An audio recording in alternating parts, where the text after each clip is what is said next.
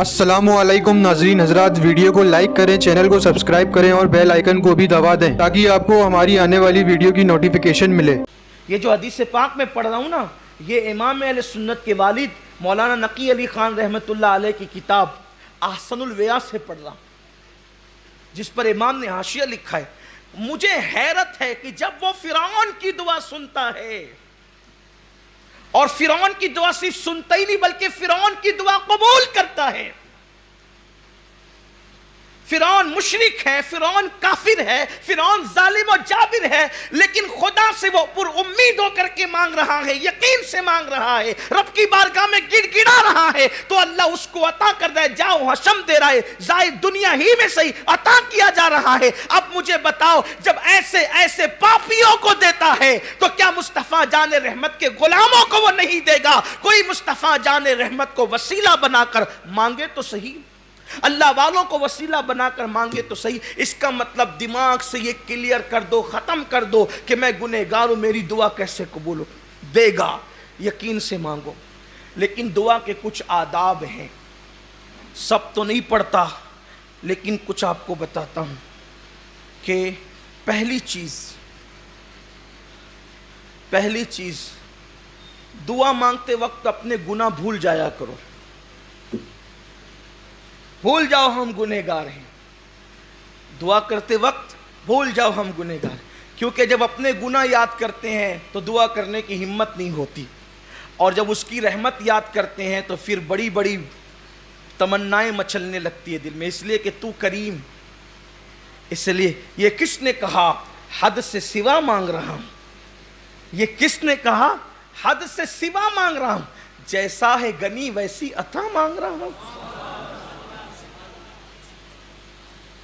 جیسا ہے غنی ویسے۔ اور دیکھو، اس کے یہاں مانگنے میں چھوٹی مانگو یا بڑی مانگو اس کو برا نہیں لگتا۔ اللہ کے رسول فرماتے ہیں میرے جوتے کے تسمے ٹوٹتے ہیں تو یہ میں اللہ سے مانگتا۔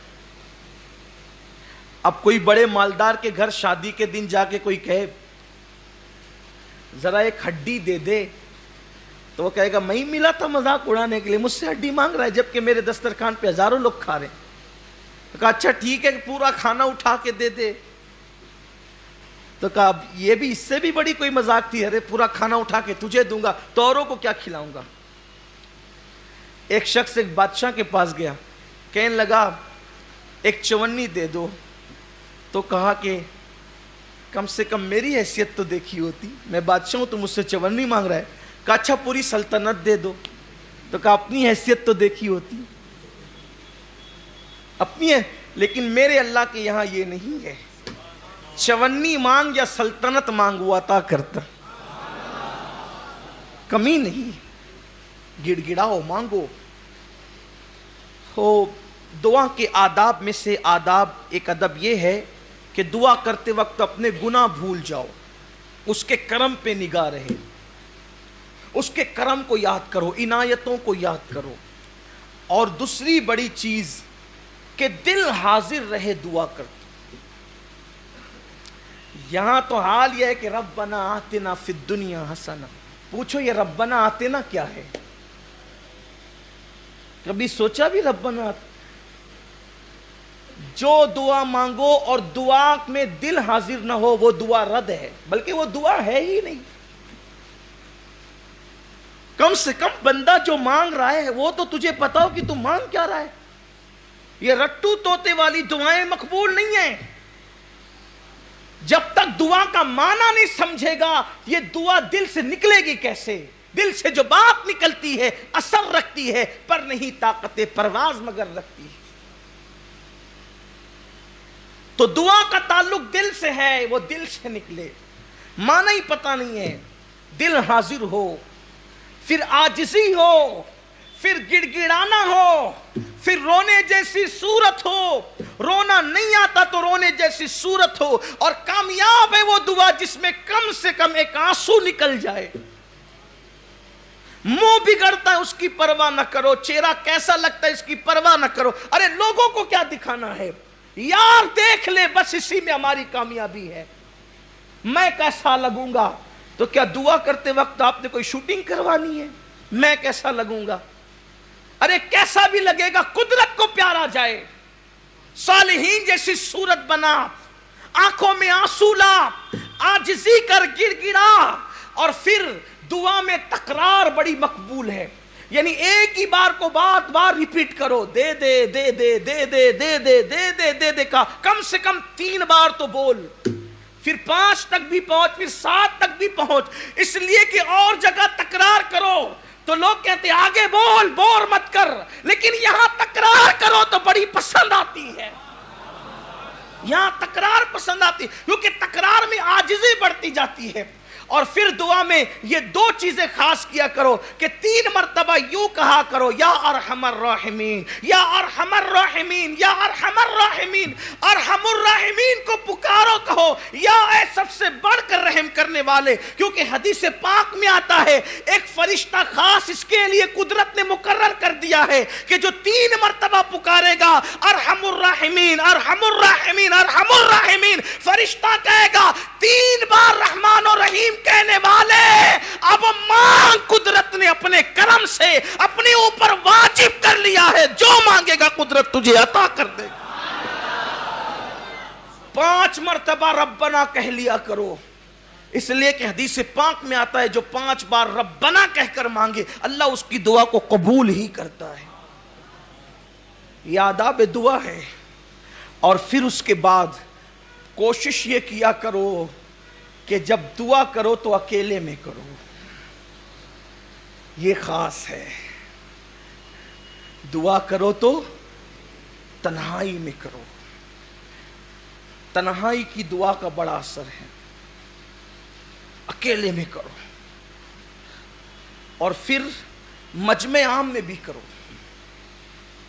اکیلے میں کرو, مجمع عام میں بھی کرو. مجمع عام میں اس لیے کرنے کے لیے کہا گیا کہ جہاں 40 مومن جمع ہوتے ہیں ان میں ایک اللہ کا ولی ضرور ہوتا ہے, تو ولی کی موجودگی میں کر. بھئی مزار پہ کیوں جاتے ہیں؟ ان رحمت اللہ قریب من المحسنین, اللہ کی رحمت ولیوں کے قریب ہے, محسنوں کے قریب ہے. تو اندر چلا گیا تو وہاں جا کے دعا کرتے ہو کہ ان کی برکت سے دعا قبول ہوگی. تو اوپر بیٹھا ہے تو وہاں بھی کرنا. اور پھر میں کہوں آپ کہیں تو کام نہیں بنتا. سید الانبیاء کہیں جس کے در سے ولایت بٹتی ہے, وہ کہتے ہیں جہاں 40 مومن جمع ہوں وہاں ایک ولی ضرور ہوتا ہے. اب یہاں تو 40 سے زیادہ ہے, 2-4 تو ہوں گے ہی, لیکن بڑی بات یہ ہے کہ وہ کہتا ہے اولیائی تحت قبائی, میرے ولی میری قبا کے نیچے چھپے ہوئے ہیں, ان کو میرے سوا کوئی نہیں جانتا, یا وہی جانتا ہے جو دوسرے چھپے ہوئے ہیں.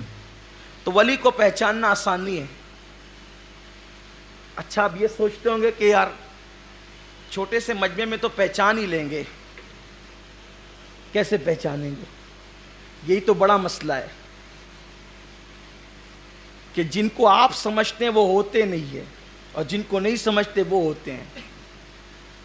حدیث پاک میں آتا ہے اللہ کے ولیوں کی شان یہ ہے, بکھرے ہوئے بال ہے, پھٹے پرانے کپڑے ہیں, حالت یہ ہے کہ محفل میں آئے تو بھگائے جائیں, بیمار پڑ جائے تو کوئی عیادت کرنے والا نہ رہے, مر جائے تو کوئی جنازے میں شرکت کرنے والا نہ رہے.